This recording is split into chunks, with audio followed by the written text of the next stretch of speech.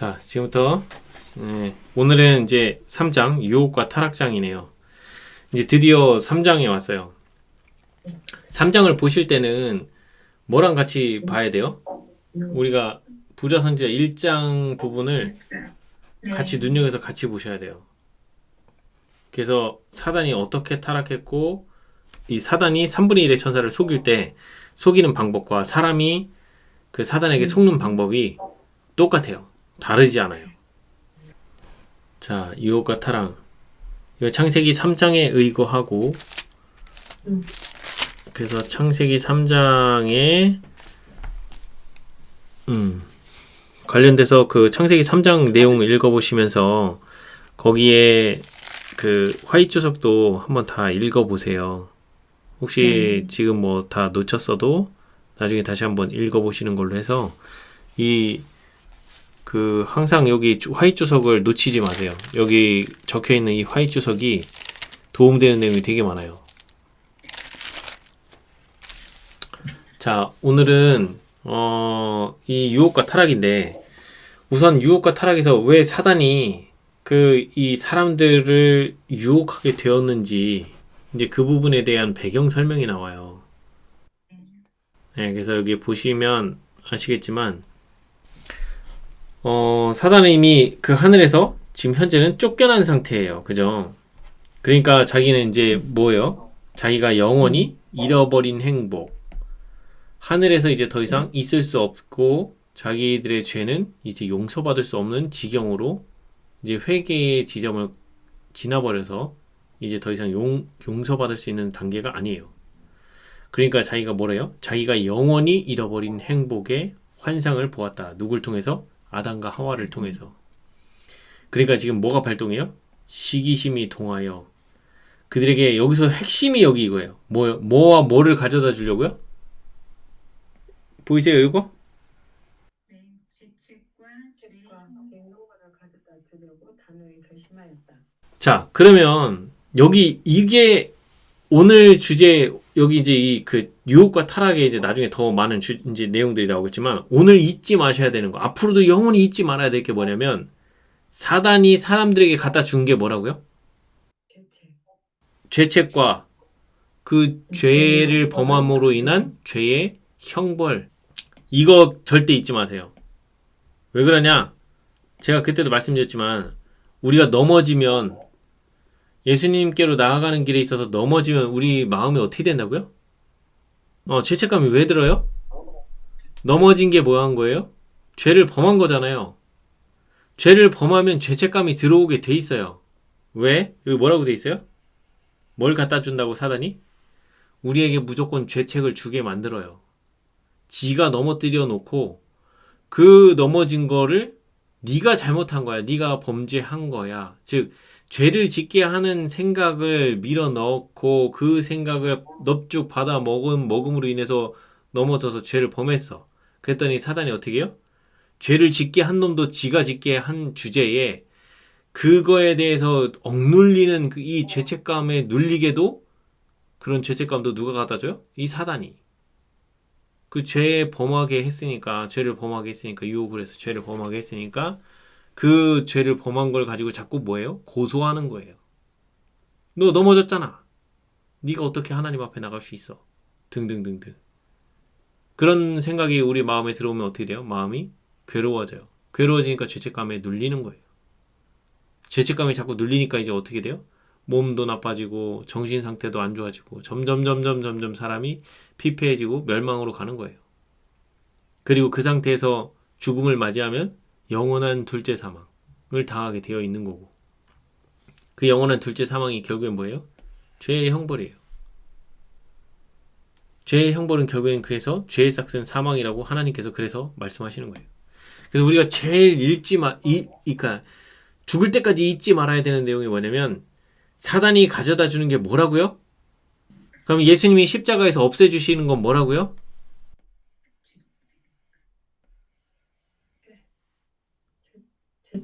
요거 때문에 오신 거예요. 요거 때문에.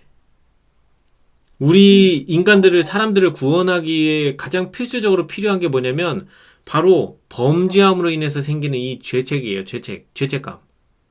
이거를 사람이 감당할 수가 없다고요. 그리고 그 죄로 인한 형벌, 그게 뭐예요? 둘째 사망. 그 둘째 사망을 우리가 피할 길이 없는 거예요. 이미 아담과 하와가 범죄함으로 인해서. 이 죄책감도 우리가 어떻게 할 방법이 없는 이유가 뭐예요? 우리 사상의 주인이 누구라고요? 사단이라고. 그러니까 우리의 생각 속을 마구마구 지가 지 뜻대로 우리 생각에다 막 밀어 넣는 거예요. 그걸 우리가 감당할 수 있어요, 없어요? 우리가 감당이 안 돼요. 그 생각을 내가 통제할 수 있냐고요? 통제가 불가능하다고요. 그러니까 사단이 주는 생각이 마치 내 것인 양 여태 생각해 왔던 거예요, 우리는. 근데 이제 봤더니 말씀을 읽어보니까 우리가 이제까지 뭐 했어요? 여태 속임을 당해 왔구나. 내가 생각하고 있는 생각이 나에게서 시작된 생각이 아니구나 라는 걸 뭘 통해서 아는 거예요? 성경을 통해서. 그래서 성경에서 구약시대에 뭐가 주어져요? 성소제도가 주어지면서 성소제도를 통해서 죄가 어떻게 해결이 되는지를 명확하게 보여주신 거예요. 우리가 어린 양을 끌고 와서 어린 양 머리 위에 안수하면서 나의 죄를 고백함으로 인해서 나의 죄가 이 어린 양에게 뭐 됐다고? 전가됐다라고 믿는 거예요. 이해가시죠? 네. 그럼으로써 죄는 자꾸 전가돼서 누구한테 가요? 대제사장이신 예수님께 그 모든 죄가 다 전가가 되는 거예요. 그럼 그 예수님도 어떻게 해요? 마지막에 대속죄일에 그렇게 예수님께로 전가된 모든 죄를 다 사단에게 전가시키는 작업을 마지막에 하는 거예요. 이 죄는 네가 준 거니 네가 다 가지고 가. 이 의인들이 회개한 이 회개를 통해서 회개한 그들의 죄, 그 죄 짓는 생각 네가 넣어준 거니까 다 네가 가져가. 저들은 이거 더 이상 사용하지 않고 네 뜻대로 하지 않기로 선택했어. 하나님을 선택한 백성들이야. 그렇기 때문에 그들의 모든 죄는 네가 가져가는 거야. 라고 그렇게 하면서 전가시키는 거예요. 그래서 십자가 사건을 통해서 예수님께서 우리의 죄를 가지고 가셨다라고 하는 그 죄가 뭐예요? 이 죄책이에요, 죄책. 이 죄책감. 우리가 지을 수 있는 앞으로 짓게 되는 모든 죄, 그 죄를 범함으로 생기는 죄책감을 우리가 감당하지 못하기 때문에 모든 죄책감은 다 예수님이 이미 피값으로 다 지불이 끝난 거예요. 그러니 우리가 예수님께로 나가는 길에 있어서 넘어지고 자빠져서 죄를 범함으로 내가 연약해서 그렇게 해서 죄를 범했어요. 그럼 죄책감이 들어오죠. 그럼 그거 가지고 어떻게 해야 돼요? 내가 끙끙 대야 돼요? 말아야 돼요? 그거 가지고 얼른 예수님께 기도로 가져가면 되는 거예요. 이해가 되세요? 제가 괜히 죄책감을 예수님께 가져가라고 괜히 말씀드리는 게 아니에요. 예수님이 십자가에서 가져가 주시는 건 우리의 모든 죄책감이요. 근데 그거를 어떻게 가져가시냐? 내가 고백해야 돼. 기도로 가지고 가서 내가 왜 이 죄책감을 지게 됐는지 하나님 아셔요. 아셔요. 근데 내가 그거를 아심에도 불구하고 내 입으로 내 입술로 어떻게 해서 이렇게 죄책감을 가지게 됐는지 그리고 예수님께 기도로 가지고 오게 됐는지를 이실직고 하는 거예요. 왜 이 행위가 필요해요? 온 하늘 천사들도 다 나를 지켜보고 하나님도 지켜보시고 하나님은 우리가 말하지 않아도 이미 내가 이렇게 어떤 상태로 여기 기도로 가지고 나왔는지 아셔요. 그럼에도 불구하고 우리가 내 입술로 이 고백을 해야 되는 이유는 뭐예요? 온 우주 거민과 천사들이 다 지켜보고 있는데 그들은 나의 마음을 안다 모른다? 모른다. 그러니 나는 이거를 대놓고 하나님께 기도로 가지고 나와서 말씀을 드리는 거예요. 하나님은 아심에도 불구하고 내가 이 죄를 고백하고 그렇게 함으로 인해서 누구도 알아요? 사탄도 알아요. 나를 죄짓게 했던 사탄도. 그러면 내가 지금 이 죄를 버리기로 결심하고 이거 누구에게 지금 드리고 있는 거예요? 사탄도 그걸 알아요. 그러니 하나님께서 어떻게 더 하실 수 있어요? 더 강한 손으로 보호하실 수 있어요. 그러니까 그럴 때마다 보호의 두루마기가 자꾸 우리를 싸주고 우리를 감싸주면서 우리가 이 범죄함으로 인해서 거기서 버려짐을 당하는 게 아니라 우리는 죽을 때까지 하나님께서 우리를 버리지 않으세요. 아무리 무슨 죄를 짓는 한이 있더라도 그가 죄에서 돌이켜 나올 때까지. 그 얘가 누구예요? 므낫세. 평생을 죄만 졌어요. 평생을 하나님을 몰라가지고 범죄하다 나중에 어디 가요? 바벨론 감옥까지 갔어요. 거기서 죽을 뻔했는데 거기서 하나님을 찾았어. 그랬더니 하나님이 그 즉시 므낫세에게 임하셔서 그의 마음에 회개하는 심령을 주시고 회개케 하시고 그를 다시 어디로 돌려요? 유다 왕으로. 이런 일들이 벌어진다는 얘기는 가만히 놓고 보면 우리가 죄를 범해서 하나님께 나가는 길에 있어서 죄를 범했다고 해서 내가 넘어진 채로 이거 갖고 막 죄책감에 막 눌려갖고 혼자 씨름하고 있는 이게 뭐예요, 이제? 그게 불신인 거예요. 이해 가세요? 왜?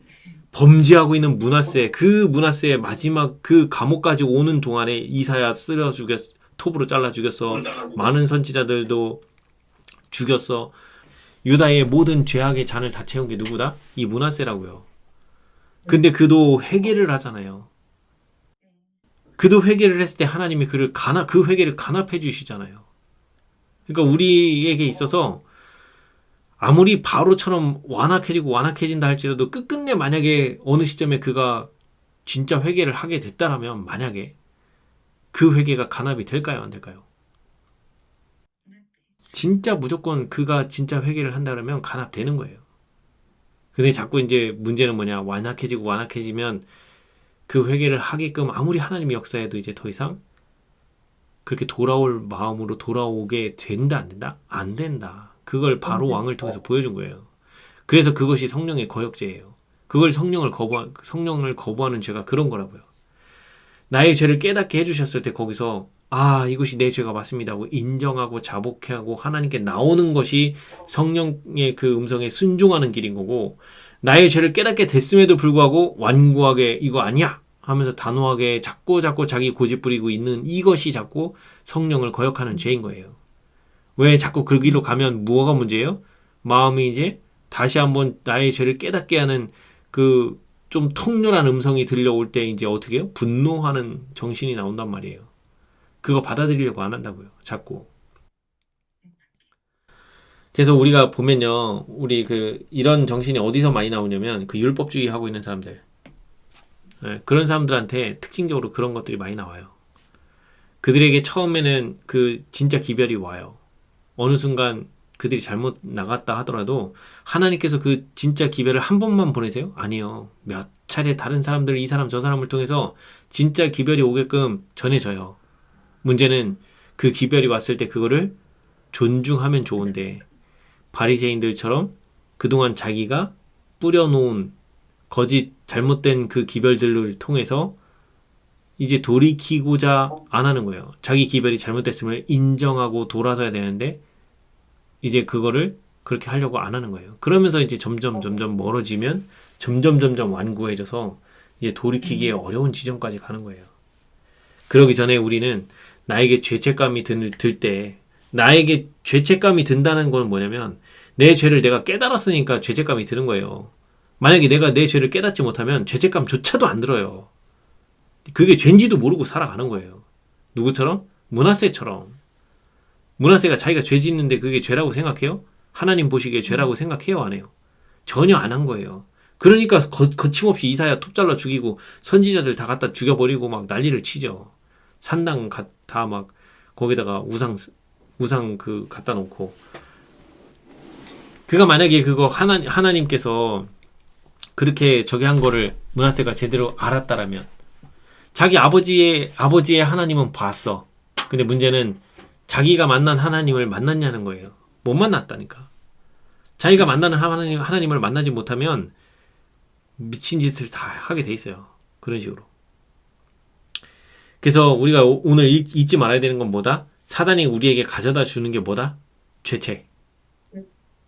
이게 가장 핵심이에요. 예수님이 십자가를 통해서 우리 모든 인류의 죄를 가지고 가셨다고 하는 그 죄가 뭐예요? 이 죄책감이에요. 그러니까 내가 죄책감이 들 때는 어떻게 해야 되나 무조건? 이거 내가 끙끙대고 있어야 돼요? 말아야 돼요?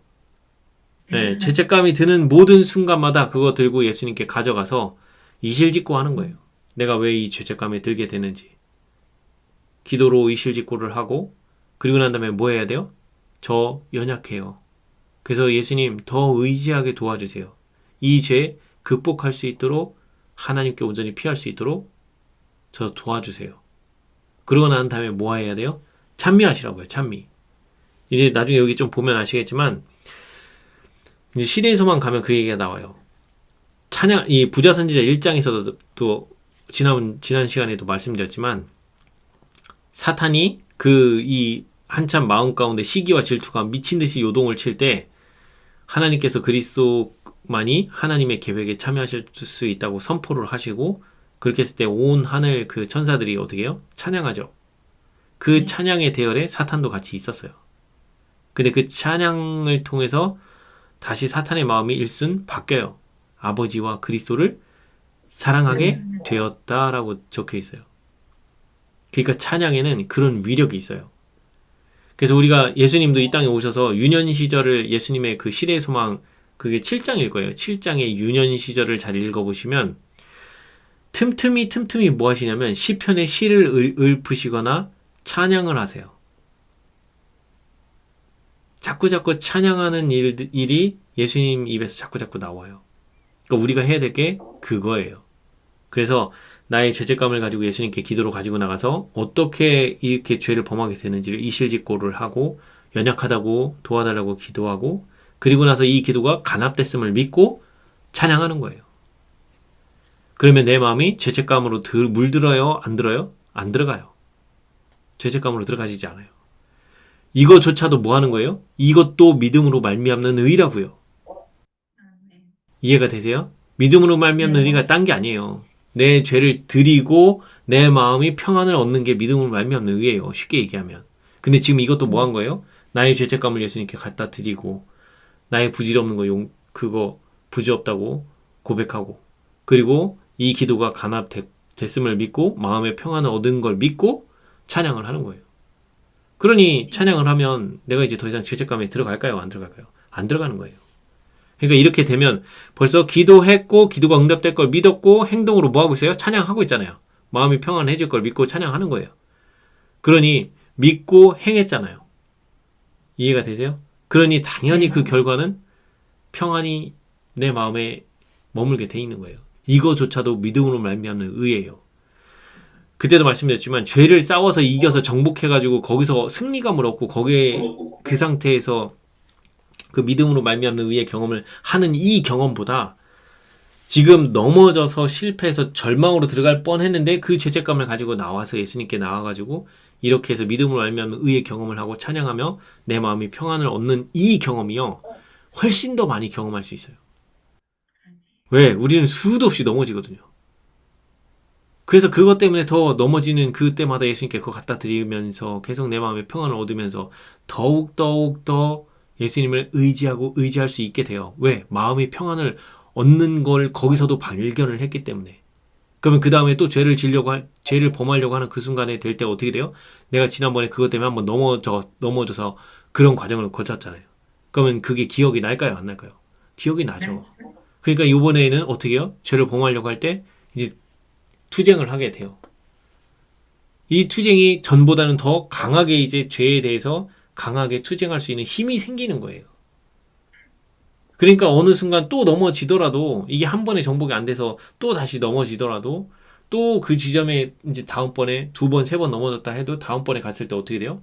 이제는 극복하고자 하는 마음이 더 커지고 예수님을 의지해야 되겠다는 생각이 벌써 머릿속에 강하게 임팩트 있게 들어와 있기 때문에 의지하면서 죄를 극복하고 이겨내는 과정이 자연스럽게 일어날 수 있어요.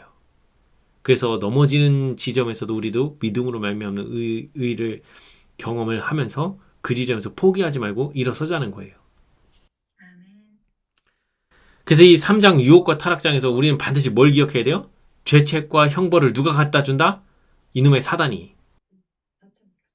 네, 이거 잊지 마세요. 이거 진짜 중요해요. 죄책과 죄의 형벌. 자, 하나님께서는 이 아담과 하와가 범죄할 걸 아셨어요. 아셨음에도 불구하고 계속 뭐 하셔요? 그냥 내박쳐둬요? 창조하시고 내박쳐두지 않으셨어요. 그들이 다 깨닫고 알 수 있게끔 경고하셨고 미리 다 알려주셨고 그 사탄과 그 부하들이 하늘에서 어떤 일이 있었는지까지도 다 알 수 있게끔 그거를 다 일일이 하나하나 설명을 다 해주셨고 다 알 수 있게 해주셨어요. 자, 여기 보면 하나님의 율법에 대한 설명이 한 번 더 나오죠. 이거는 그분의 품성의 사본이요, 그분의 뜻의 계시요, 하나님의 사랑과 지혜의 표현이다. 그래서 생물이나 무생물을 막론하고 모든 것, 곧 천지 만물의 조화는 창조주의 율법에 완전히 순응하는 데 달려 있다. 자, 그래서 하나님께서는 모든 자연계의 작용을 다스리기 위해서 이 율법을 하실 필요가 있었다. 그래서 온 하늘에 이 운영하는 데 있어서의 그 법칙이 뭐냐? 이 율법이 하늘 정부의 기본 법칙이 됐다라고 하는 그 설명인 거예요. 그래서 자연계에 존재하는 만물은 자연 법칙의 지배를 받으나 지상에 사는 만물 중에 사람만은 뭘 또 복종해야 될 의무가 있어요? 도덕적 율법. 이 도덕적 율법이 결국엔 뭐예요? 이 율법을 보면 여기 뭐라고 돼 있어요? 하나님께서는 창조의 극치인 사람에게 당신의 요구를 이해할 수 있는 지적 능력을 주셨고, 또 그분의 율법에 뭐요? 공의와 자비, 그리고 율법에 대한 신성한 요구들을 이해할 능력을 주셨다. 그래서 도덕적 율법은 결국엔 뭐예요? 하나님의 공의와 자비에 대한 구체적인 명세서라고 보시면 돼요. 하나님이 얼마나 공의로우신 분이고 자비로우신 분인지를 나타내주는 그 책이라고 보시면 되는 거예요. 네. 그래서 그런 율법을 아담과 하와가 창조됨으로 인해서 창조되었을 때부터 그 율법의 요구도 이해를 할 수 있었고, 그 율법을 어떻게 취급해야 되는지도 다 이해하고 깨닫고 있었다고요. 그래서 그런 사람에게는 성실한 순종이, 율법에 순종할 수 있는 그 순종이 요구되었다라고 되어 있죠. 근데 이제 이 사람이 창조되기 전에 뭐가 먼저 일어났어요? 하늘에서 사단과 3분의 1 천사로 인해서 반역이 일어났죠. 근데 사람은 그 이후에 창조가 됐잖아요. 근데 사람이 창조가 됨으로 인해서 하나님께서 피조물을 창조하실 때 항상 피조물에게 주시는 것 중에 하나가 뭐다? 자유의지. 대쟁투를 겪는 한이 있어도 포기하지 않고 주시는 것이 뭐다? 자유의지. 그러니 이제 사탄과 3분의 1 천사들이 자유의지를 악용해서 하늘 정부에 반역하는 일이 이미 사람이 창조되기 전에 있었기 때문에 사람도 반드시 뭘 거쳐야 돼요? 자유의지를 어떻게 활용할 건지를 시험을 거쳐야 되는 거였어요. 근데 지금 가만 보면 이 사람이 시험을 거치기 전에 이미 시험이 끝난 피조물들이 있어요. 어떤 피조물들이 시험이 끝났어요? 하늘 천사들에게는 시험이 다 끝났어요. 하늘 천사들은 3분의 1은 사탄과 함께 반역하기로 최종 결정을 내렸고 3분의 2는 끝까지 하나님 편에 서 있었어요. 그러므로 인해서 그들에게는 뭐가 끝난 거예요? 자유의지를 어떻게 활용할 건지, 어느 편에 설 건지에 대한 선택이 끝난 거예요. 그래서 천사들은 이미 시험이 끝났어요. 근데 어디가 안 끝났어요? 온 우주 거민들 플러스 새롭게 창조된 사람. 여기는 아직 시험이 끝나지 않았어요. 그래서 그들에게 뭐가 주어져요? 선악과. 다 똑같은 선악과 시험이 이 새롭게 창조된 사람부터 온 우주 거민들 앞에 선악과 시험이 다 똑같이 주어져요. 자, 그래서 이 선악과 시험의 최종적인 그 시험의 목적이 뭐예요? 선악과 시험의 최종적인 목적. 온 우주의 완전 안전장치. 뭐 하라고요? 선악과 시험은 뭐 확인하는 시험이에요? 하나님 말씀에 순종할 거냐, 불순종할 거냐, 이 시험이잖아요. 그래서 그때도 말씀드렸지만 아담과 하와가 기억해야 될 건 뭐라고요? 선악과 먹는 게 이게 따먹으면 죽네 마네 하는 시험이에요. 말씀에 순종하느냐 불순종하느냐 이 시험이에요. 순종하는 그냥 좀. 네. 그래서 이제 지금부터 우리는 뭘 봐야 되냐면 왜 하와가 이 선악과를 따먹게 되는지를 잘 보셔야 돼요. 그걸 보실 때 여기도 이제 보시기 전에 이제 좀 나오겠지만, 우리 하나 좀 짚고 넘어갈게요. 여기 보면, 범죄한 천사들을 아끼지 않으신 하나님께서, 만약에 아담과 하와가 범죄하면 어떻게 할다? 어떻게 하신 수밖에 없다? 그들도 아낄 수 없다. 그래서 무조건 범죄를 하게 되면 그들도 똑같은 그 형벌 아래 놓일 수밖에 없는 상황이다. 그러면 아담과 하와도 지금 결국에는 범죄했잖아요. 네. 사단과 3분의 1의 천사들도 범죄했어요. 근데 왜 구원은 사람에게만 있어요? 자, 여기 에스겔서 28장 한번 보실래요? 에스겔. 네, 거기 보면 한번 읽어볼까요? 자, 제가 읽어볼게요. 반역의 괴수 사단은 한때 하늘에서 높은 지위에 있었던 자이다. 그는 그리스도 다음과는 영예로운 자리에 있었고, 그는 물론 그와 함께 타락한 천사들도 하나님의 품성에 관한 지식, 곧 그의 선하심과 지혜와 그 탁월한 영광, 그리고 그분의 자비하심에 관한 지식을 갖고 있었다. 이 지식은 그들의 죄를 용서받을 수 없는 죄가 되게 하였다. 하늘에 말할 수 없는 영광을 직접 보고 즐거워하였던 자들, 하나님의 두려운 위엄을 보았던 자들, 그 모든 영광의 목전에서 하나님께 반역한 자들을 구속할 희망은 전혀 없었다. 그들이 이미 경험한 것만큼 그들을 깊이 감명시킬 수 있는 놀라운 하나님의 능력의 새로운 현현은 더 없었다. 만약 그들이 말로 다할 수 없는 그 영광에 바로 면전에서 반역할 수 있었을진데 그보다 더 나은 조건 하에 놓일 수는 없는 법이었다. 투기심에 가득 찬 그들의 의심과 반역적인 불평을 압도할 만한 능력을 남겨둔 것이 없었고 그보다 더 높고 더 깊은 영광도 남겨둔 것이 없었다. 이게 어디 나오는 거예요? 살아남는 이들의 그리스도의 시험장이라고 하는 곳에 나온 부분을 여기 주석으로 달아 놓으셨어요. 이 이야기의 요점은 뭐예요? 하나님의 영광을 직접 받고 그걸 보고 즐거워했고 하나님의 두려운 위엄을 보았고 그리고 하나님의 영광의 목전에서 반역을 한 거예요. 그런데 사람은 이 천사들이 알았던 만큼 사람이 창조된 지 얼마 안 된 그들이 이만큼 알아요? 몰라요? 네. 아담과 하와는 그 천사장 루스벨과 그 타락한 3분의 1의 천사들만큼 하나님의 사랑을 깊이 깨닫고 알고 있었어요? 모르고 있었어요? 아직 그 정도까지는 알지 못했어요. 그래서 그들에게는 뭐가 필요해요? 하나님의 그 특성 중에 크게 보면 뭐예요? 율법은 뭐하고 있죠? 네, 공의와 자비. 그러면 하나님의 공의가 어떻게 작동이 돼야 돼요? 사단과 3분의 1의 천사가 하나님의 사랑을 알았던 만큼 아담과 하와도 그만큼은 깨닫고 알 기회가 주어져야 되겠죠. 그래야 공의롭잖아요. 똑같은 조건 하에 놓여져야 그러고서도 그들이 반역한다 그러면 그들은 이제 죽어 마땅한 존재가 되는 거고 근데 만약에 그들이 하나님의 사랑을 잘 몰랐어.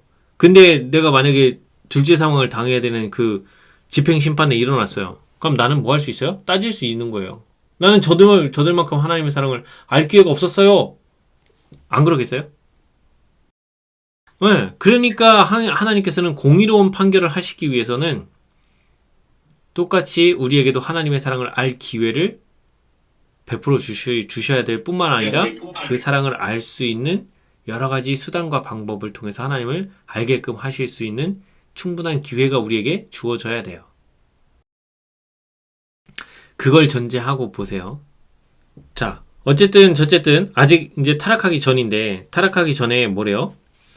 만약에 한 번 유혹에 넘어가면 뭐 어떻게 된다고요? 저들의 본성은 너무도 타락하게 되어서 그들 스스로 사탄을 정할 능력이나 의향도 가질 수 없게 될 것이었다.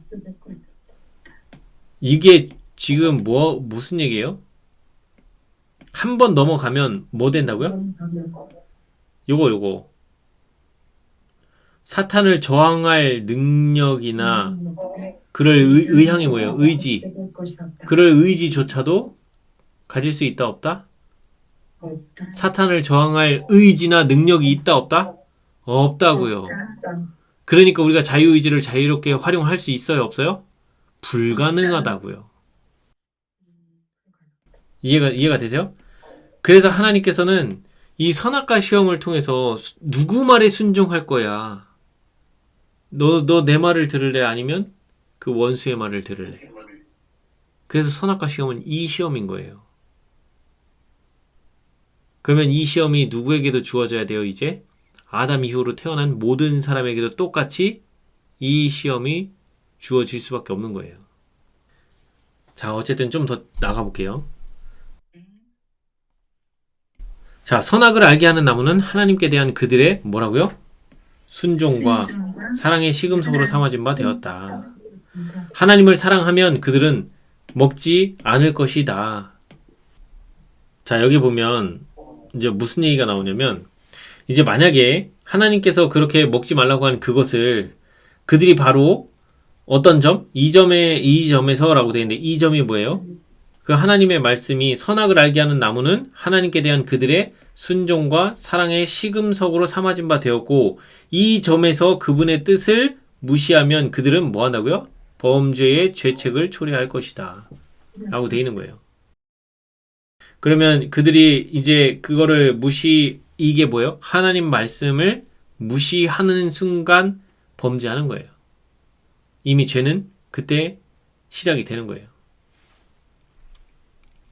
사탄은 그들을 따라다니면서 계속 유혹할 수는 없을 것이다. 금단의 나무 아래서만 접근할 수 있었고 만일 그들이 그 나무의 본질을 조사하려고 시도한다면 사탄의 관계에 노출될 것이었다. 그래서 그들은 하나님께서 그들에게 보내신 경고에 세심하게 주의를 기울이고 그분께서 주시는 것이 합당하다고 생각하셔서 보내신 지시에 만족하도록 경고를 받았다. 즉 충분히 경고는 주어졌어요.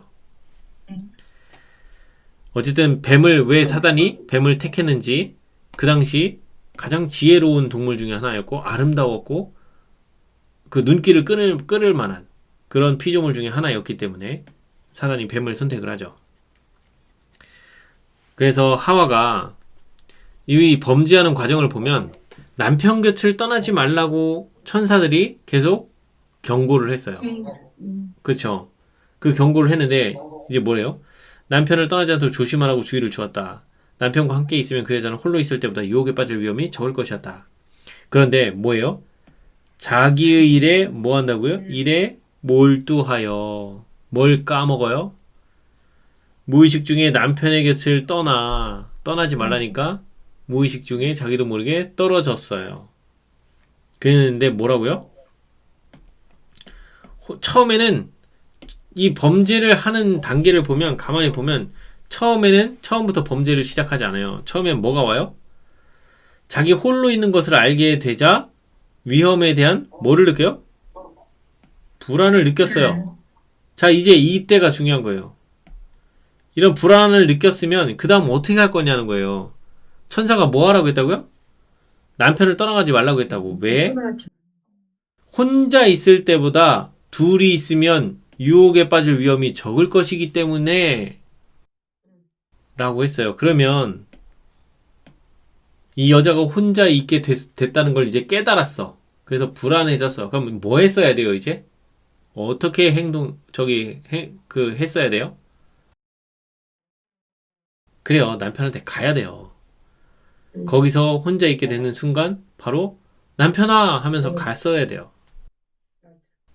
네. 근데 문제는 뭐다? 자, 여기 보세요. 자기는 뭐라고? 이미 여기서 뭘 해요? 자기는 자기 스스로가 뭐 하다고? 악을 분별하고 대항할 충분한 지혜와 능력을 지녔다고 뭐 했어요? 단정했다. 이거 누가 스스로 생각하는 거예요? 자기 스스로. 이거 가만 보면 뭐랑 똑같아요? 부조화 선지자 1장에 하나님께서 주신 특별한 선물을 사탄이 자기 것인 양 생각했다. 그거와 이거와 뭔 차이가 있어요? 같지 않아요? 이 지혜와 능력을 지녔다고 단정하고 그게 있어요, 없어요? 자기가 악을 분별하고 대항할 능력이 있어요, 없어요? 이때 그게 있었으면 이런 경고를 왜 줘요? 남편과 함께 있으라고. 왜? 유혹에 빠질 위험이 적을 거라고. 왜 천사들이 이 경고를 해요? 3분의 1의 천사가 지금 당에서 다 속아가고 쫓겨났잖아요. 천사들도 쫓겨났는데 하물며 이제 창조된 지 얼마나 됐다고 니들이 그거를 이길 수 있을 거냐고. 더군다나 이 사람은 그 지혜가 천사들보다 조금 못하게 창조가 됐단 말이에요. 그래요, 안 그래요? 그러면 당연히 지금 이들은 이 하와는 이 순간에 뭘 했어야 돼요? 스스로 지금 이런 생각할 게 아니고 남편아 하면서 그쪽으로 남편을 찾아 갔어야 되는 거예요. 근데 지금 문제는 여기서 남편한테 가는 선택이 아니라 스스로가 나는 악을 분별할 줄 알고 대항할 수 있는 충분한 지혜와 능력이 있다고 뭐예요? 단정해요. 단정. 이제부터 끝난 거예요. 이렇게 되면. 왜 끝나냐? 이제 그 다음부터 벌어지는 게 이제 뭐예요? 내가 악을 분별할 줄 안다고 생각을 했는데 사단이 자기보다 더 고단수야. 그럼 내가 그걸 분별할 수 있어요? 없어요? 불가능한 거예요. 그러니까 거기서 살살살살살살 이끌어요. 어떻게? 저 흰 옷만 보세요. 흰 옷만. 검은 옷 여자, 옷 입은 여자와 검정색 고릴라가 지나가는데 흰 옷만 보세요. 흰 옷만. 그랬더니 고릴라 지나가는 거 봐요? 못 봐요? 못 봐요. 그렇게 고단수라고요. 사단이. 이제 보니까 어떻게 해요? 이제 그 자기 스스로 자기는 악을 분별하고 대항할 충분한 지혜와 능력을 지녔다고 단정하고 난 다음에 그 공포심을 물리쳐버려요. 그러고 나니까 이제 뭐예요?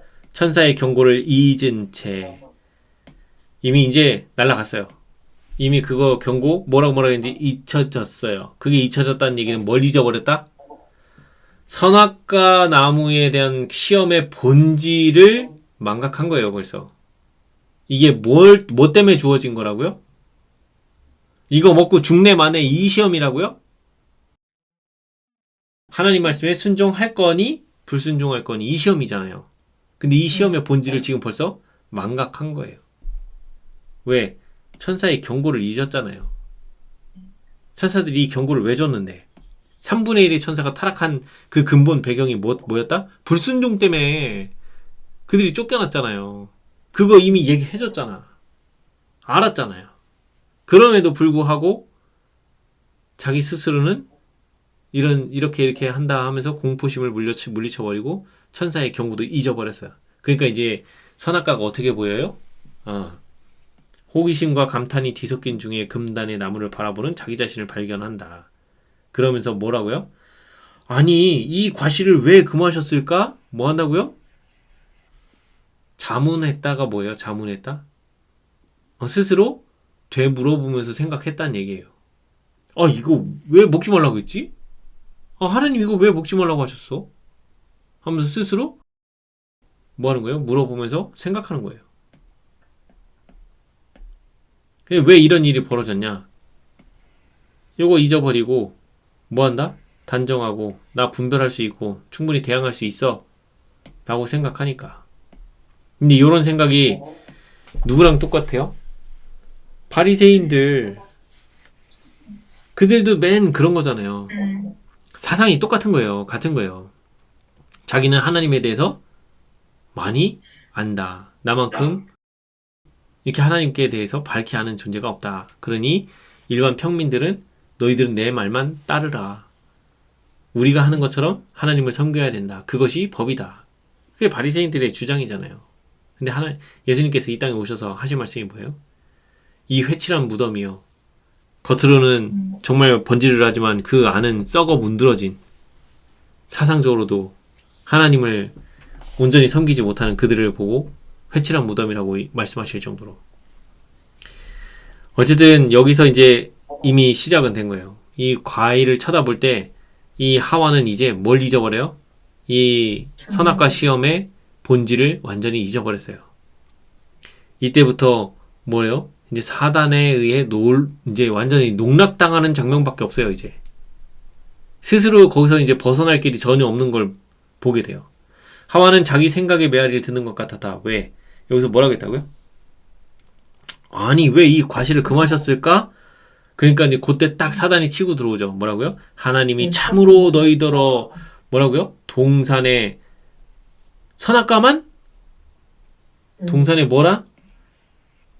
모든 나무. 왜 모든 나무라고 해요? 선악과라고 얘기하는 순간 딱 이 하와가 잊었던 걸 다시 생각할 수 있어요. 선악과? 아, 이거 순종하고 주신 거지. 우리 순종이냐 불순종이냐 이거지를 떠올릴 수 있어요. 그러니까 사단이 어떻게 해요? 선악과라고 하는 그 이름을 감춰버려요. 뭘로? 모든으로. 그러니까는 모든 나무의 실과를 먹지 말라고 했니? 라고 하니까 뭐라고요? 하와는 자기 생각에 메아리를 드는 것 같았으므로 소스라치게 놀랐다. 그리고 난 다음에 놀라니까 사단이 어떻게 해요? 바로 진정시켜주잖아요. 야, 아유, 야, 너 진짜 아름답다. 온갖 칭찬하는 말. 불쾌감을 주지 않고 계속 그러니 그 여자가 거기서 지금 도망쳐 나와야 되는데 자기 귀에 지금 무슨 소리가 들려요? 음악적인 아름다움을 교묘히 칭찬하는 이 음악적인 소리에 점차점차 빨려 들어가고 있는 거예요. 이미 사상은 점점 사단의 원하는 방향으로 끌려가고 있는 거예요. 아, 흰 옷만 보세요, 흰 옷만. 왜 흰 옷만 봐야 된다고요? 아, 이게 지금 세계적으로 논란이 됐어요. 남자하고 여자하고 숫자 세는 게 달라요. 지금 뭐 하는 거예요? 요즘 사단이 했던 짓 똑같이 하는 거예요, 제가. 그렇게 유도를 하는 거예요. 흰 옷만 보게. 선악과 못 보게. 그러니까 모든 나무. 왜 모든 나무? 그 선악과 본질을 가리려고. 그래서 그 여자는 그곳에서 도망하지 않고 뱀이 말하는 것을 듣고자 왜 듣고자 하는 말이 생겨요? 이상히 여기며 그곳에 지체하였다. 들어봤더니 뭐라고요? 불쾌감을 주지 않고 오히려 칭찬했다고. 아, 칭찬하는데 그거 보니까 이때부터 칭찬의 사람은 약했다. 특히 여자들은 칭찬에 약했다. 아, 에덴에서부터 하와도 칭찬에 약했구나. 알 수 있죠. 칭찬은 사람을 멸망하게 하는 지름길 중에 하나인 것 같아요. 그래서 결국에는 뱀이 말하는 걸 듣게 되고, 그래서 여기서 보면 유혹자가 함정에 빠뜨리려고 하는 질문에 그 여자는 다음과 같이 대답을 했다. 동산 나무의 실과를 우리가 먹을 수 있으나 동산 중앙에 있는 나무의 실과는 하나님의 말씀에 너희는 먹지도 말고 만지지도 말라. 너희가 죽을까 하노라 하셨느니라. 뱀이 여자에게 이르되 너희가 결코 죽지 아니하리라. 너희가 그것을 먹는 날에 너희 눈이 밝아져 하나님과 같이 되어 선악을 알 줄 하나님이 아심이니라. 이 여자가 뭐라고 했다고요? 너희가 죽을까 하노라. 이거 먹으면 죽는다고 하셨어. 그랬더니 아니야. 바로 이어서 사단이 되받아치죠. 결코 죽지 아니하리라. 뭘 자꾸 감추는 거예요 지금? 동산 중앙에 있는 나무의 실과가 뭔데? 이거 조금만 더 하와가 얘기하게 내버려 두면 뭐가 나와요? 선악과라는 말이 튀어나올 거 아니에요. 그 말이 튀어나오는 순간 선악? 이게 왜 우리가 이 시험이 어쩌고저쩌고 생각할 시간을 주면 어떻게 돼요? 이 싸움의 본질이 뭔지를 캐치할 수 있어요. 좀 아까 망각했던 게 기억이 날 수 있어요. 그러니까 사탄이 어떻게 해요? 그 순간 그게 기억나면 안 돼. 그럼 이 시험은 끝나는 거예요. 보세요. 아까 모든 나무로 해서 선악과의 본질을 가렸어. 그래놓고 이 여인이 동산 나무의 실과를 우리가 먹을 수 있으나 하면서 그거를 설명을 할 때 이 여인의 마지막 말이 뭐예요? 그거 먹으면 먹지도 말고 만지지도 말라 너희가 죽을까 하노라 하셨느니라 하니까 바로 이어서 사탄이 되받아치는데 뭐라고요? 너 결코 죽지 아니하리라 하면서 싸움의 본질을 뭘로 바꿔버려요? 먹으면 죽네 마네로 바꿔버리잖아요. 그러니까 이러니 하와가 안 당할 수가 있냐고. 이미 이렇게 당하게 된 배경이 뭐라고요? 아까 나 혼자 떨어져 있을 때 두려움이 왔을 때 뭐 했어야 돼요? 남편 찾아갔어야 돼요. 근데 거기서 그 공포심을 물리치는데 뭐라고 하면서 물리쳐요? 나는 악을 분별할 수 있고 악에 대항할 수 있다라고 스스로 생각해버리잖아요. 그렇게 결정을 내버리고 그걸 쳐다보고 있으니 나보다 뛰어난 사탄이 그렇게 속여대는데 이거 안 속고 배길 수 있냐고요. 이 속이는 과정 보세요. 기가 막히잖아요. 그냥 빨려 들어가요. 그냥. 이거 만약에 지금 김희정 집사님이나 어머님이 만약에 하와랑 입장 바꿔놓고 이런 상황에서 이미 여기 이 과정을 지났다고 치면 아까 여기서 이 여자 나는 악을 분별하고 대항할 충분한 요거 요렇게 똑같이 생각했어. 여기까지 똑같이 생각했다고 쳐요. 그러고 난 다음에 사탄이 이렇게 막 이제 뭐 여기 이런 얘기 할 때 동산의 모든 나무의 실과를 먹지 말라 하더냐? 라고 하면서 이렇게 물어보고 할 때 요 마지막 요 과정에 이 싸움의 본질을 중내만내로 바꾸는 여기서 내가 지금 순종해야 돼 말아야 돼라고 하는 거 이거 기억할 수 있을까요 없을까요? 거짓 복음을 전하는 사람들의 특징이 그거예요. 그거를 본질을 감춰요 다. 그래서 자기들이 감추려고 감추는 게 아니라 자기는 그 본질을 이해를 못하기 때문에 그걸 설명할 수가 없어. 그 사람이 초점을 맞추고 있는 그 생각을 주입을 시키는 거예요. 듣는 사람들한테. 그러니까 결국에는 뭐냐면요. 우리가 남의 설교를 듣기만 하는 자는 자칫 잘못하면 멸망의 길로 갈 수밖에 없어요. 그리고 듣고 끝내는 사람은요. 필히 구원받기 어려워요. 내가 들은 걸 가지고 성경과 예언의 신을 통해서 정말 그거를 그렇게 그 사람이 그 정하는 게 진짜 그대로 맞는지 아닌지 확인하는 절차가 필요하고 내가 그거를 다시 한번 읽고 깨달으면서 그거를 그러니까 내가 제대로 받아들일 수 있도록 이거를 소화하는 과정이 필요해요. 이 과정이 없으면 얘기한 대로 끌려다니고 얘기한 걸 그냥 또 나도 앵무새처럼 그냥 똑같이 얘기 들었단 말 그냥 똑같이 읊어대는 거예요. 그래서 거기에 대해서 질문을 누가 딱 던져버리면 핵심적인 질문이 딱 들어오면 대처가 안 돼. 내가 뭐 아는 게 없으니까. 여기서 들은 말만 가지고 얘기하니까. 강신술도 결국에는 이게 뭐 사람이 그 안에 뭐 새로운 영이 들어와서 뭔가 이렇게 한 것처럼 막 이렇게 하는 거지만 결국에는 그 본질이 뭐예요? 속이는 거예요. 그래서 사단은 처음부터 속이는 자예요. 그래서 처음부터 3분의 1의 천사를 자기 뜻대로 교묘하게 속여서 다 타락을 시킨 거고. 그래서 이 과정을 가만히 보면 이 하와가 타락하는 이 장면을 가만히 보면요. 이게 누가 속는 거랑 똑같냐면 3분의 1의 천사를 속이는 과정이랑 똑같아요. 다르지 않아요. 그래서 제가 이 부자선지자 1장부터 요 3장 여기까지를 철저하게 잘 보셔야 된다. 이 부자선지자 1장과 3장은 똑같이 비교해서 잘 보면요. 사단이 3분의 1의 천사 속이는 거랑 사단이 하와 속이는 장면이 다르지 않아요. 똑같아. 뭐가 똑같아요? 요 생각을 가지고 자기 생각을 갖다 교묘하게 밀어넣어서 본질을 잊어버리게 만들어요. 그리고 자기 생각을 받아들이게 해서 그것이 마치 그럴 것인 양. 그래서 여기도 보면 계속 뭐라고 나와요? 여기 보면 계속 암시했다 보이세요? 이게 지금 사단을 속이는 과정이에요. 네. 지금 어떻게 이렇게 암시가 통하게 됐냐? 이 싸움의 본질을 사단이 뭘로 바꿔버렸어요? 먹고 여기 너희가 죽을까 하노라 했더니 너희가 결코 죽지 아니하리라. 너희가 먹으면 죽을까 하노라. 그러니까 결국엔 싸움의 본질을 뭘로 바꿔버린 거예요? 먹으면 죽내만해로 바꿔버리고 난 다음에 이제 이런 얘기를 하니 자 나무의 과실을 따먹는다면 그들은 더욱더 높은 존재의 영역을 획득할 것이며 더욱 넓은 지식의 분야로 들어갈 것이라고 사단이 그렇게 이제 꼬셔요. 그러면서 자기 자신도 금단의 과실을 먹어보았으며 그 결과 말하는 능력을 얻었다. 왜? 지금 뱀을 통해서 얘기하고 있으니까. 뱀이 말할 수 있었어요? 없었어요? 원래 말 못했잖아.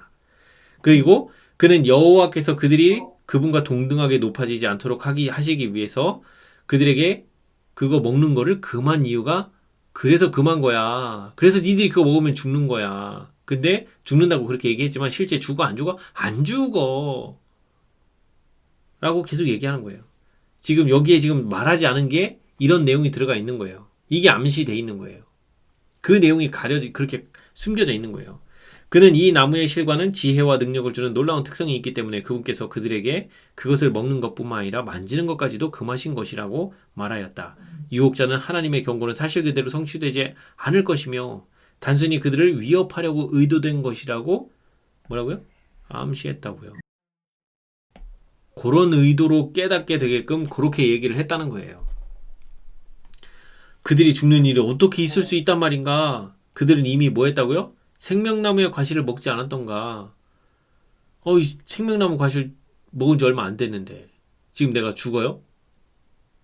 이러니 이제 지금 초점을 어디로 바꿔놓으니까 지금 이런 생각으로 가요?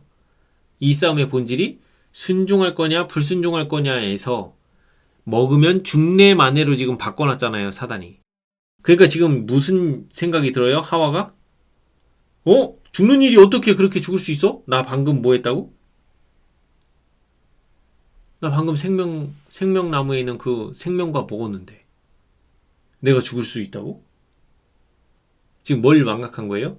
순종이야, 불순종이야. 이거 망각하고 지금 이제 싸움의 이거의 본질이 뭘로 바뀐 거예요? 먹으면 죽네 사내로 바꿔놓으니까 이런 사태가 벌어지는 거예요. 그러니까 이제 하와 머릿속에는 뭐밖에 안 들어요? 먹으면 죽네 사내. 이게 지금 거짓말이었단 말이야? 지금 사단이 그 얘기 하잖아요. 그거 사실 그대로 뭐라고? 사실 그대로 성취되지 않을 거라고. 하나님이 이거 먹으면 너희도 보고 죽는다고 했는데 사단은 뭐라고 했어요? 결코 죽지 아니하리라. 하나님 말씀 그대로 그것이 성취되지 않을 거야. 안 죽어 먹어도. 그러니까 하와가 그거를 어떻게 해요? 그러면서 이제 봤더니 나 지금 생명나무 먹었는데 생명과 먹었는데 내가 지금 죽는다고? 어떻게 그럴 수 있어? 라고 생각이 이렇게 지금 전개되고 있잖아요. 지금 이 생각 누가 끌어가는 거예요? 사단이 지금 조종해서 끌고 가고 있잖아요, 지금. 하와 끌려가고 있는 거 보이세요, 지금? 이렇게 끌려가는 거예요. 그러면서 여기 보면 하나님께서 그들이 한층 더 고상하게 발달하고 더 큰 행복을 발견하는 것을 뭐 한다고? 막으시려고 노력해 오셨다고 그는 사단이 이렇게 암시했다고요. 그러니까 여기에 뭐라고 적혀 있어요? 아담 시대부터 현대에 이르기까지 언제? 현대 지금 시대까지도 사탄은 뭐라고요? 이런 방식으로 공작해 왔다고요. 이렇게 속인다고. 사람을 여태 6천년 동안 이렇게 속여왔다고요. 하와 속이는 것처럼. 그는 그것으로 크게 뭐 했다고요? 여태 성공해왔다고요. 그렇게 속여서 전부 다 어떻게 했다고요? 둘째 사망 당하게 다 멸망시켜 왔다고요. 그래서 아담 이후로 태어난 모든 사람들이 대부분이 다 지금 둘째 사망 가운데 있다는 거예요. 구원받는 무리가 태어났던 무리보다 소수라고. 그때부터 지금까지. 그래서 여기 계속 얘기가 뭐예요? 하나님의 사랑을 뭐하게 하고 불신하게 하고 그분의 지혜를 의심하게 하고 요게 사단이 하는 짓이에요. 요게 지금 여기서 하와를 속이는 과정에서 뭐 하는 거예요? 여기 지금 암시하는 이 암시 내용이 뭐예요? 하나님을 불신하게 하고 하나님의 사랑을 불신하게 하고 하나님의 지혜를 의심하게 하잖아요. 뭐라고요? 사실 그대로 성취되지 않을 거라고. 근데 하나님은 뭐라고 했어요? 정령 너희들이 먹으면 정령 죽으리라. 근데 사단은 대놓고 반대 얘기를 하잖아요. 근데 우리는 그 반대 얘기를 그렇게 하고 있음에도 불구하고 그거를 우리는 어떻게 생각해요? 그걸 그렇게 받아들이지 못하는 게 왜 그렇다? 우리의 생각이 이미 사탄에 물들어 있어요. 그래요. 사탄에게 물들어 있으면 그렇게 할 수가 없어. 이거 왜 안 지워져? 그래서 이 사단의 암시가 몇 년 동안 성공했다고요? 6천년 동안. 지금까지 현대에 이르기까지 사단의 이 방법으로 수많은 사람들이 멸망을 당해왔다고 계속 얘기하잖아요. 그러니까 우리가 뭘 자꾸 하면 안 된다? 여기 하나님의 지혜와 권세의 비밀을 꿰뚫어 보고자 하는 끊임없이 캐묻기를 좋아하는 욕망을 일으키려고 사단이 계속 그런 노력을 하고 있대요. 예, 의심하도록. 의심이 왜 일어나요? 이렇게 그런 생각을 품고 접근하니까 의심이 일어나는 거예요. 그래서 이 하와가 타락하는 장면은 그래서 유심히 우리가 살펴봐야 돼요. 그래서 사탄은 자꾸 뭐라고 우리를 꼬드겨요? 아, 우리가 더 놀라운 지식의 분야로 들어간다. 근데 그 끝에는 뭐가 있다? 불순종만 남는다. 그건 모두 다 기만이다. 그래서 여기 진보한다는 생각에 의기양양하여 그들은 하나님의 요구를 짓밟음으로 타락과 죽음으로 인도하는 길에 그들의 발을 들여놓고 있는데도 깨닫는다, 못 깨닫는다? 못 깨닫는다. 나는 지금 더 잘 되어가고 있다. 더 많이 깨달아가고 있다라고 하는 착각에 빠지는 거예요. 사람은 그 착각에 빠져 있는데 자기가 지금 멸망의 끝자락에 있다는 걸 깨닫는다, 못 깨닫는다? 못 깨닫는다고요. 그래서 하나님만이 그 사실을 제대로 깨닫게 해주실 수 있는 거예요. 그래서 복음을 가진 기별자들을 그들에게 보내서 거기서 나오라, 거기서 나오라. 그 바벨론에서 나오라. 그 멸망받을 그곳에서 나오라. 이게 하나님께서 계속 선지자들을 보내고 우리가 복음을 전해야 되는 이유가 여기 있는 거예요. 다 속아 있기 때문에. 그렇게 속은 채로 그대로 가면 그냥 둘째 사망 당하러 가는 거예요. 거기서 돌이키게 하려면 먼저 내가 그 실체를 깨달아야 돼요. 내가 속고 있다라는 사실을. 내가 먼저 깨닫고 알아줘야 아, 우리 여태 속았구나. 내가 여태 속은 채로 살고 있었구나. 하나님께서 이 기별을 주심으로 인해서 내가 드디어 그 속아 있었던 그 나를 둘러싸고 있는 어둠의 장막이 드디어 가려지고 그 사이에 하나님의 진리의 빗줄기가 들어와서 나의 속아 있는 상태를 드디어 보게 해주시는 거예요. 그러니까 여태 나는 사단에게 노란한 존재였구나라는 걸 깨닫는 거예요. 그러니 나는 뭐밖에 할 수 없다? 죄밖에 지을 수 있는 게 없다. 그걸 드디어 깨닫는 거예요.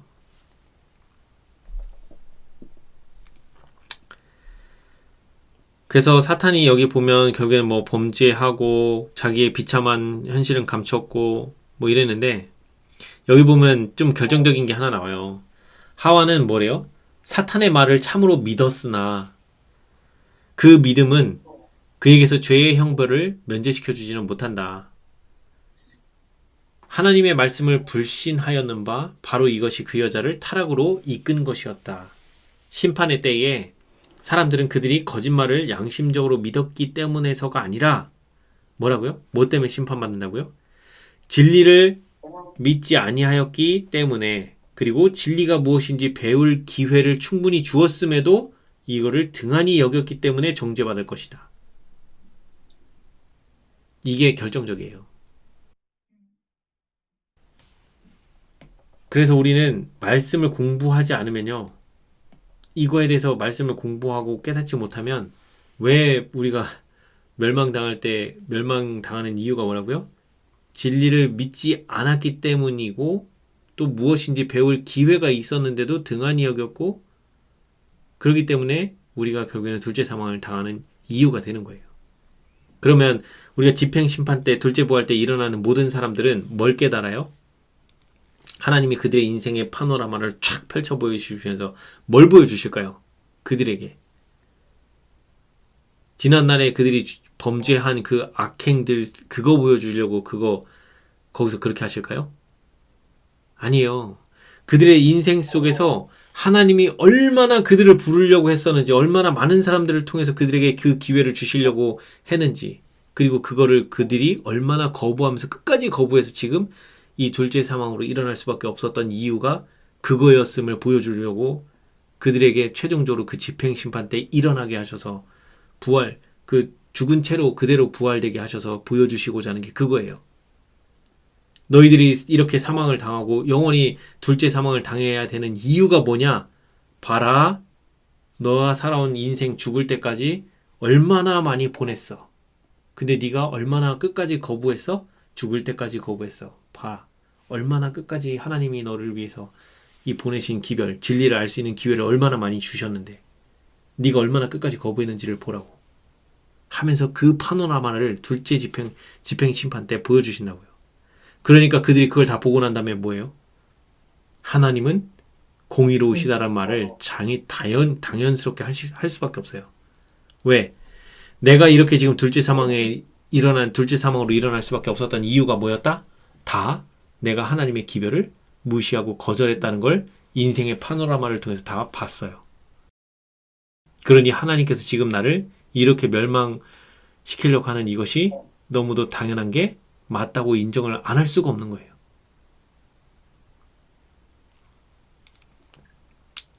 그래요. 우리는 그거를 깨닫고 보면 우리가 둘째 사망에 지금 이 진리를 지금 알 수 있고 배울 수 있는 지금 이 기회가 있을 때 우리는 여기서 더 열심히 배우고 깨닫고 아는 일에 최선을 다해야 되는 이유가 여기 있는 거예요. 지식적으로만 알고 깨닫는 것이 아니라 내 삶으로 이 말씀이 적용이 되고 그래서 삶 속에서 예수님처럼 말하고 행동이 되어지게끔 그 능력을 받아서 내 마음이 변화되는 그 경험을 하면서 우리는 계속 이 길을 향해서 계속 가는 거예요. 이 길 끝에서 우리는 주님을 배우리라. 나는 내가 언제 깨끗해질지 몰라요. 그런데 나는 계속 예수님을 닮아가고자 말씀을 계속 보고 읽고 내 삶 속에서 실천하는 거를 끊임없이 계속 해나가는 거예요. 넘어지더라도 다시 일어나고 넘어지더라도 다시 일어나고 그래서 오뚜기처럼 다시 일어나서 예수님 의지하면서 계속 이 길을 걸어가는 거예요.